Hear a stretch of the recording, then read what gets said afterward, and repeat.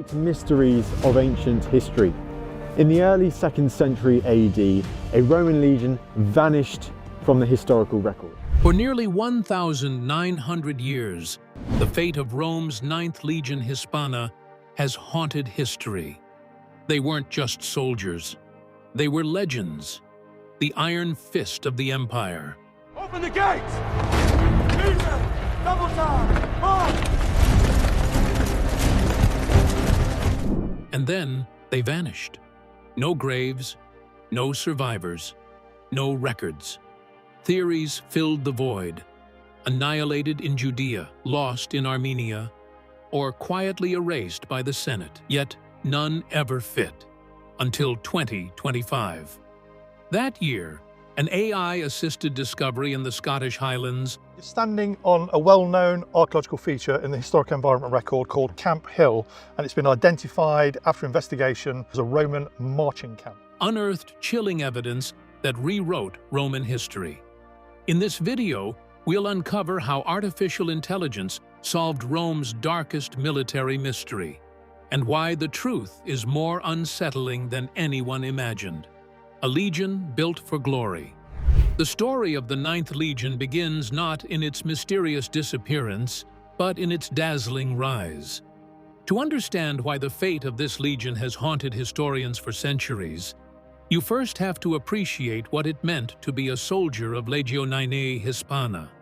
This was not just another unit of Rome's war machine. The Ninth was a living legend, a battle-hardened force that symbolized both the might and the menace of the Roman Empire.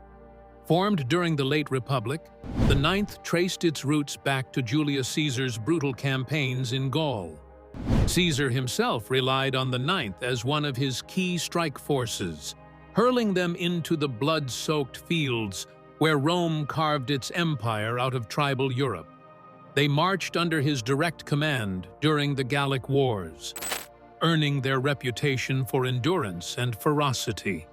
From those early battles, the Legion carried forward an aura of invincibility. They were veterans, not recruits, hardened men who could fight through exhaustion, fear, and pain in service to Rome. Spain had been ruthless in crushing local revolts and stamping out resistance against the very high chances that the empire would dominate the whole land of Iberia.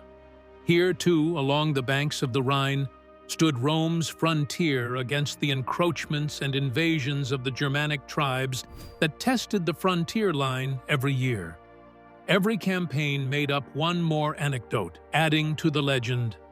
A flag that reinforced the image of Ninth as the legion that could always be counted upon by Rome in desperate times when legionnaires faltered. Their very presence had often been enough to intimidate enemies into surrender. Yet, with that greatness came notoriety, for it was in Britain that the Ninth made their greatest name. In 43 AD, Claudius had taken up the conquest of the island, and among the spearhead headquarters was the Ninth. Into the heath and swamp bogs, through woods and haunts of fierce tribes, they fought. Years later, when Queen Boudicca flared into the fiery rebellion against Rome, it was in the Ninth that she placed the full brunt of her fury. To suppress the uprising, they would march and get ambushed and nearly wiped out, their commander dead. Yet the Ninth endured, and reinforcements soon rebuilt the unit, which was back in the field hunting rebels and reasserting Roman control. The fact that this legion had survived near destruction only added to its mystique. It was the legion that could not die. To the Romans, the Ninth were heroes, manifestations of imperial power whose deeds echoed off triumphal arches, whose victories could be seen in the streets. To Rome's enemies, they were nothing but a nightmare, a flood of iron shields and stabbing swords that could not be stopped. Wherever rebellion lit its candle, there went the Ninth to extinguish it. So much of myth and so much of existent fact was their iron discipline and endurance.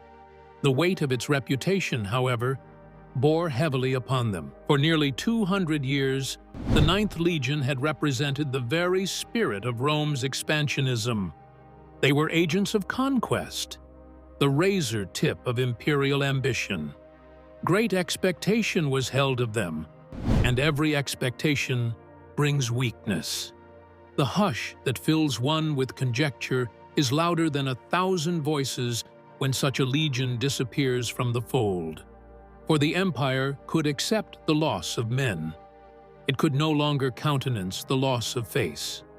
That is why the Ninth's disappearance would prove to puzzle historians so much later on.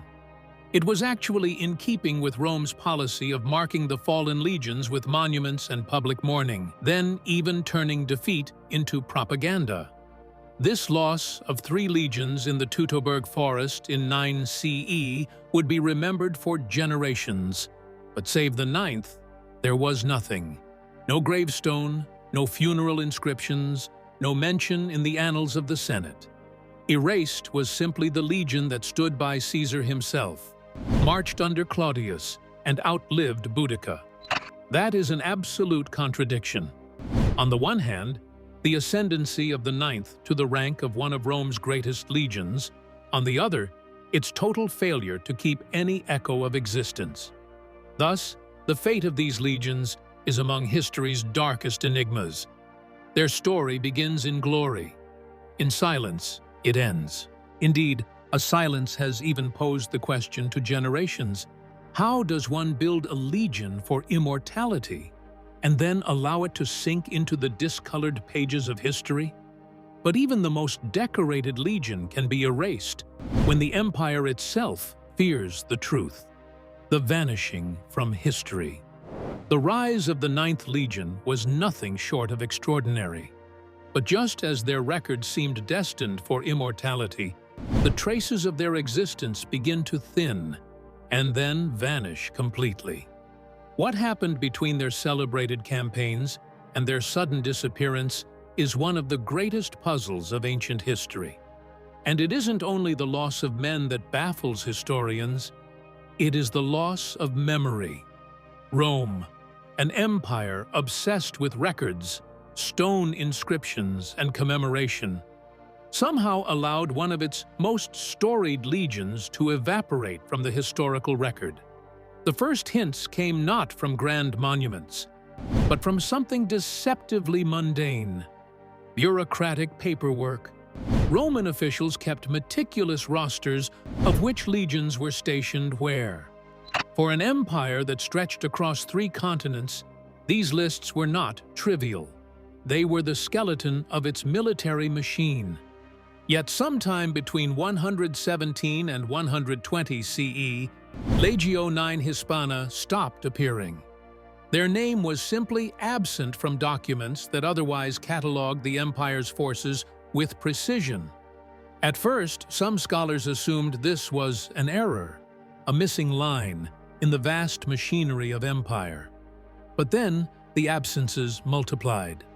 Stone inscriptions traditionally served to mark the commencement of construction work on altars, temples, and fortresses. It seems, however, that there was a sudden discontinuity regarding inscriptions for the Ninth.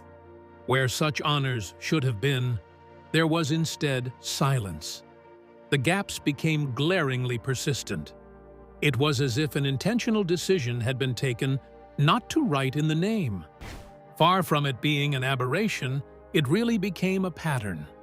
Something strange was also noted by historians. Usually, when legions were disbanded or incorporated with other units, documentary evidence records this. Soldiers would be transferred, honors inscribed, and their standards preserved in memoriam. The colossal Roman military machine always left such traces behind because it was built on endurance and continuity. But with the Ninth, nothing. There was no merging, no reassessment, no honor given, just expunged. The Ninth vanished without a trace. The silence has given rise to speculation for centuries. Some say they perished in Judea, crushed during the Jewish revolts that broke out in the 2nd century. Others say they were destroyed in Armenia during a terrible battle with the Parthians. Both theories had their circumstantial evidence, Yet neither explains why the Romans would publicly mourn disasters like the Teutoburg Forest, but keep quiet about the fate of the Ninth. After all, the memory of the destruction of 3 legions in Germany was firmly planted in the minds of the Romans and used to justify sweeping reforms. Why not remember the Ninth in the same manner? The total absence of any memorial is, perhaps, the greatest evidence. The Romans believed that memory was power. To record something was to give it immortality. To erase it was to condemn it. The ultimate form of formal damnation, damnatio memoriae, was often applied to disgraced emperors or traitors. But could it apply to an entire legion? If it could, perhaps the Ninth was not just defeated. They may have committed a sin against Rome so grievous that their very name was eradicated from memory. Nevertheless, there are questions left. How could thousands of men vanish with no survivors to tell the tale? Why do we have no traces of them remaining in service? And why does the silence fall so definitely in this most politically charged moment between Trajan and Hadrian? Some scholars whisper that the disappearance of the Ninth might have had to do less with military failure than with politics, an idea that will fit chillingly well with the modern finds. For nearly 1,900 years, the mystery has taunted historians. Theories rose and fell, none able to pierce the veil of silence purposely placed there by the stones of the empire. Until artificial intelligence penetrated the earth of Scotland to reveal the first undeniable physical proof, the disappearance of the Ninth remained the greatest ghost story of Roman history. The silence wasn't just suspicious, it looked deliberate. And I would later reveal why. Clues in the northern frontier. If the Ninth Legion slipped from the records, then their final footprints must be traced not through archives, but through the soil of the empire's edges. The last confirmed sighting of Legio IX Hispana is etched into stone in the fortress of Iberacum, modern-day York.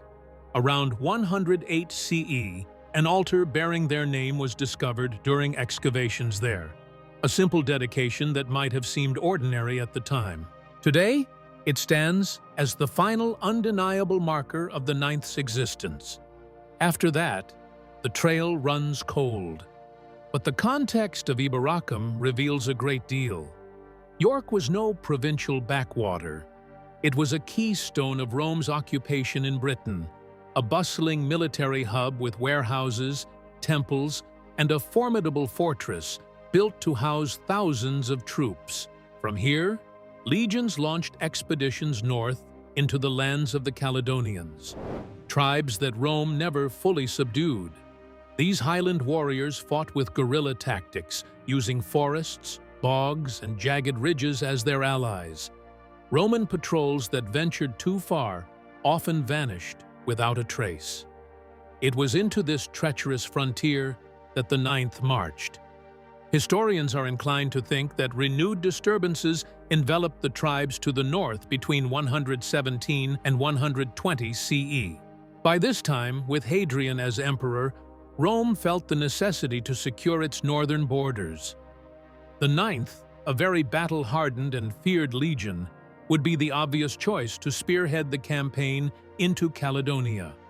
However, after leaving Iberacum, there are no records of any kind of their return. No lists indicate their redeployment. No veterans turn up in other units. It was as if they were swallowed whole by the mists of Caledonia. Lake's response only thickened the fog of this mystery.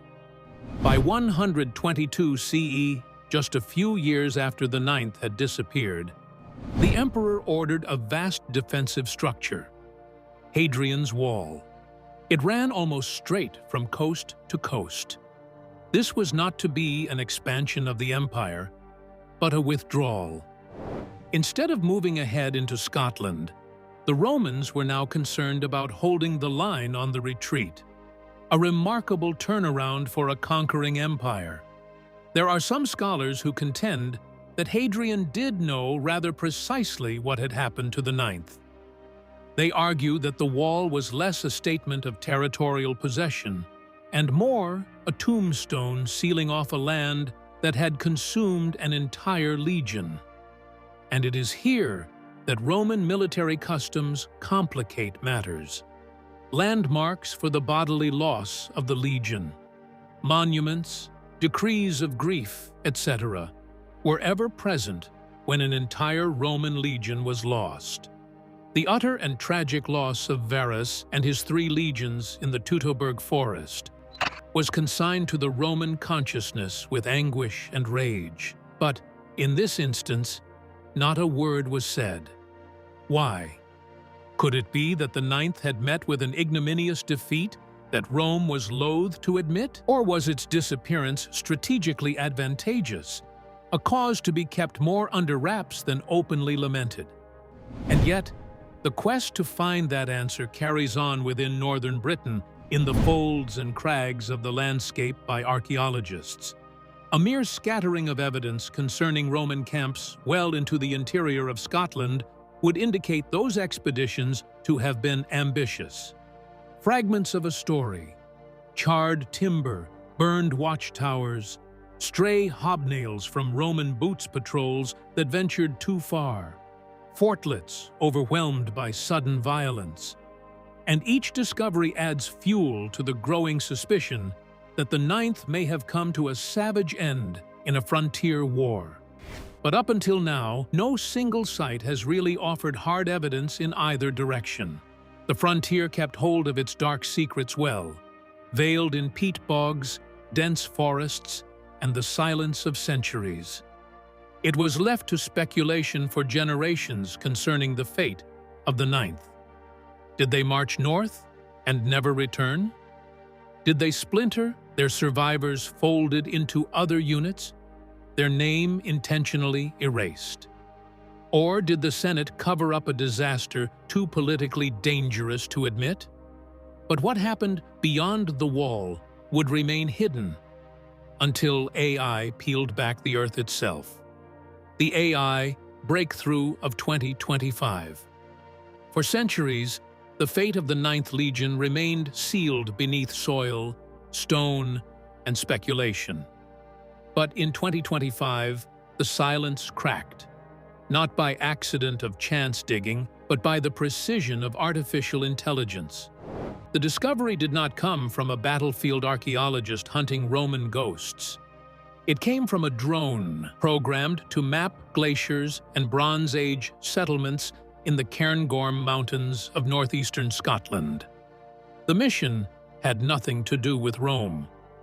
A joint team from the University of Edinburgh and the European Institute for Advanced Archaeological Technologies had been testing AI-assisted LIDAR, hoping to model ancient landscapes shaped by ice. But on the 3rd day of scanning, the algorithms flagged something extraordinary. Buried beneath centuries of peat and stone, the system detected a rectangular anomaly, so perfectly geometric that it could not be natural. Every plastered camp is vulnerable when observed from above. These airbrushed overhead images failed AI image recognition filters. They registered no control ditches or ramparts high enough to tally a digital contour of Legion outposts. Deep analysis of designated neural circuit files isolated them in desperation point images. AI recognizes none of that, neither ruin wasting nor the abominable sabotage of the human eye. Patterns of tremendous stride crisscross the plural, lazy, and inhuman lavas. Equations for objects on the bloodshot horizon and our boundary studies do eventually provide algorithms for the multiverse through AI to further tackle the foreshadowing of selected context vibrations. The forensic examination of the shields found cracks brought about by blunt trauma and not by elements.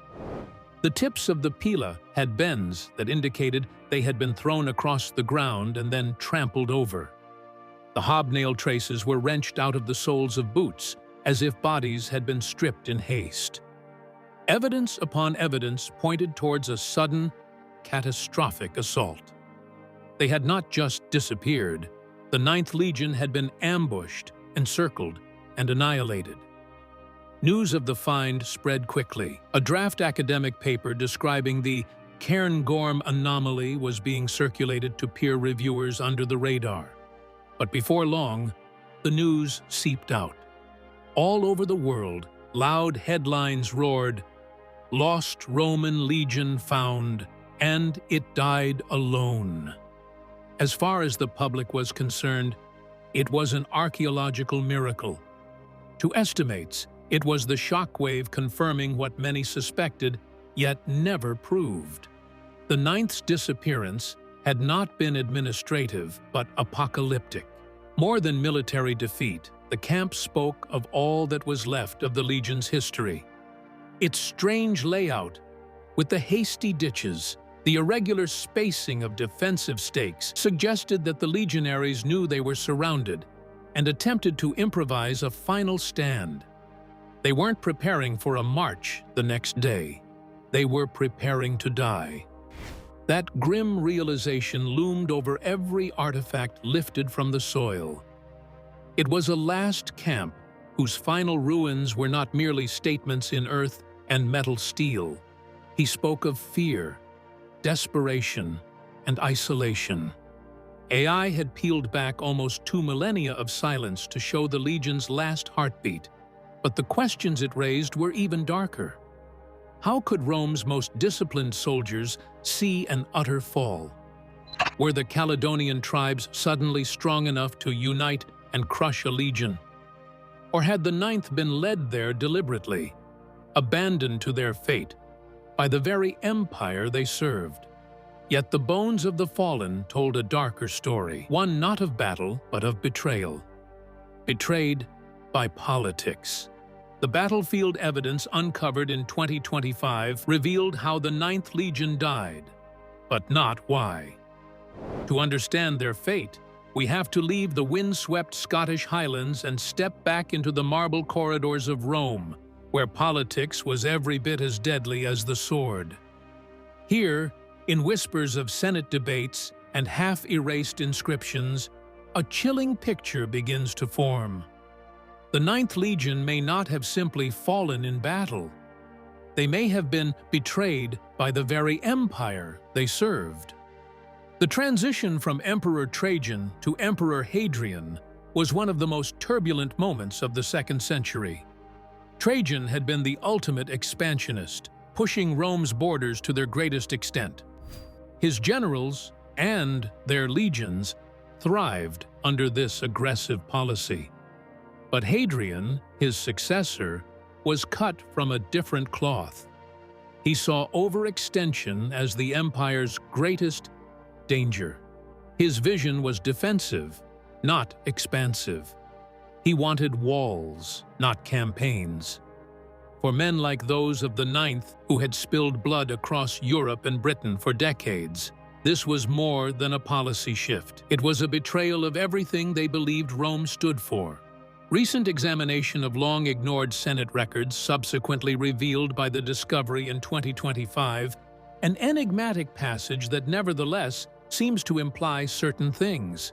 Some scrolls mention unauthorized mobilizations north of Iberacum and expenditure unreported to the treasury. The terminology is adequate. What the implications are? Explosive? The Ninth might have been sent into Scotland without Senate permission. Such irregular deployment was more than unusual, it was illegal. It therefore indicates that the Ninth was being maneuvered for political expediency rather than for military necessity. The Ninth was allegedly targeted for some kind of political maneuver. The Legion had presumably come to be too loyal to Trajan's faction and too resistant to Hadrian's policy of consolidation. They were traditionalists, veterans who had built their identity upon conquest. If Hadrian suspected they might rally other legions against him, they became a political liability. And in Rome, liabilities were often erased. Plan, send them to the most unforgiving land in Britain, far from reinforcements, in front of the conquering enemy, one who was never conquered. If they died, They died as casualties of frontier warfare. If they survived, they would be diminished, weakened, and therefore easier to incorporate within Rome's new idea of defense. Either way, this wiped him of the threat to his rule. The silence for that, the oblivion intentional from records, absence of memorials, was the finishing touch. By not having them die, Rome ensured that a martyrdom would not form or a legend of opposition rallying ability. Both contrast with the disaster of Teutoburg Forest. 3 legions were obliterated in 9 CE. Rome wept and raged. There was the magic of monuments, reduction of generals, and enactment of reforms. But for the 9th, absolutely none existed. It was, in short, not neglect, but policy. Antonastes lost their memory in cold blood. The practice of damnatio memoriae, usually reserved for emperors who fall out of favor, seems to have been extended to an entire legion. And while politics explain the silence, the Highland soil exposed the savagery of their end. Ritual vengeance in the Highlands. The discovery of the 9th's final encampment in 2025 revealed more than the desperation of soldiers fighting for survival. It also exposed the ferocity of their enemies, tribes who turned a military defeat into a ritual act of vengeance. What happened in the Highlands was not just war. It was annihilation, carried out with religious precision, designed to erase the 9th not only from the land, but from memory itself. Archaeologists sifting through the soil of the Cairngorm site uncovered signs of violence that went beyond conventional battle. Human remains showed not only sword cuts and spear wounds, but injuries that bore the mark of deliberate ritual. Skulls were found with clean puncture holes, as if pierced in ceremonies rather than chaotic combat. Some bodies displayed severed tongues, a symbolic mutilation practiced by Celtic tribes against enemies they wished to silence for eternity. Limbs were broken post-mortem, a gesture of desecration meant to strip soldiers of their power even in death. The artifacts told much the same story. A battered Roman helmet was found wedged in the roots of a tree, surrounded by carved runes. One of those symbols, when translated, read, "This is what we do to ghosts who trespass." The Romans to the Caledonians were more than merely invaders of land. They were violators of the spiritual realm. The tribes would have denied their bodies passage into the afterlife by desecration, ensuring that the 9th would remain restless and cut off from honor. Weapon fragments found at the site showed ornate Celtic carvings. No way a mere rabble of raiders. This was evidently the work of a coordinated alliance. For centuries, Rome had despised the Highland tribes as disorganized, fractious, and incapable of large-scale coordination. But here was proof of a coalition forged with chilling purpose. They circumvented a legion, isolated it, and destroyed it in a manner totally unsuspected by Rome. It was more than born unity that could have inspired the Caledonians' unity. Some scholars right now are arguing that these tribes, in their fight against Rome, considered their cause to be a holy war. Rome had desecrated sacred groves, outlawed druidic practices, and sought to erase all native traditions. Thus, the Highlands may have rallied not just as warriors, but also as devotees of a spiritual cause in the face of opposition. The execution-type slaying suggests that the slaying of the 9th was not only a victory in itself, it was a sacrifice. Among the very most eerie finds was a piece of the legion's eagle standard, sacred to symbolize Rome's divine authority. The piece was uprooted and buried upside down, scorched earth around it littered with animal bones. For Roman soldiers, losing the Aquila was worse than death. Seeing it defiled in ritual burial was the ultimate humiliation, a symbolic slaying of the soul of Rome itself. The Highland tribes had no intent of simply annihilating the 9th. They were intent upon erasing their very existence. They mutilated the bodies of their enemies, desecrated their emblems, and interred their very memory into the ground. Thus, they assured that the Ninth's calamity was a spiritual one rather than just a military debacle. Rome could certainly never accept such a fate, for it was not only a battle lost, it involved rejecting their honor, their gods, and their empire.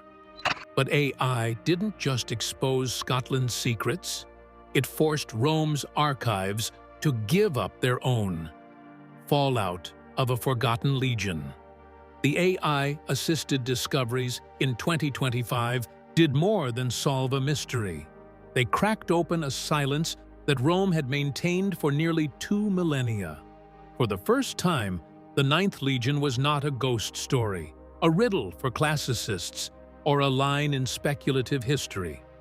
They were flesh, bone, shields, and ritual scars in the soil, and their rediscovery carried consequences far beyond archaeology.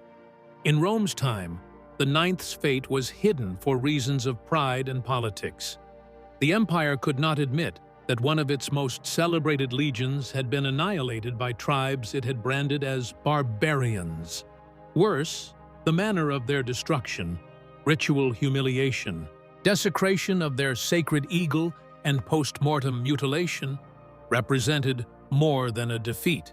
It was a spiritual rejection of Roman authority. So Rome chose silence. The Ninth was swallowed not just by Scotland's peat bogs, but by the empire's own deliberate amnesia. The past, however, does not remain seated forever. With the 2025 discoveries out in the public domain, the story of Rome's supposed invincibility was described as beginning to crack. Museums across Britain went into a frenzy to alter their exhibits. Textbooks that once speculated on Judea or Parthia would now need to be rewritten. The Yorkshire Museum, long home to inscriptions of the Ninth, presented a new display, speaking not of mystery, but of massacre for the first time.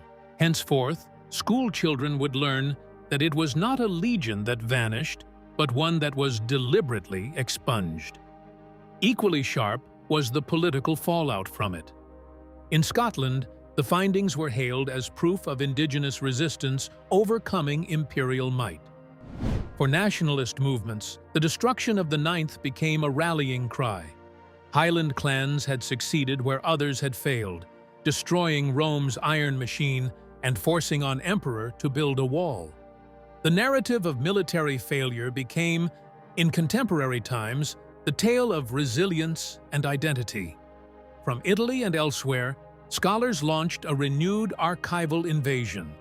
Some of these Vatican researchers discovered unlocked files containing hints that Hadrian feared cultural contagion from the Ninth, that the Legion had possibly developed dangerous combinations with local auxiliaries who were fast disentangling themselves from the Roman and native dichotomy. This would mean that the Ninth was, by a military path, ideologically defeated.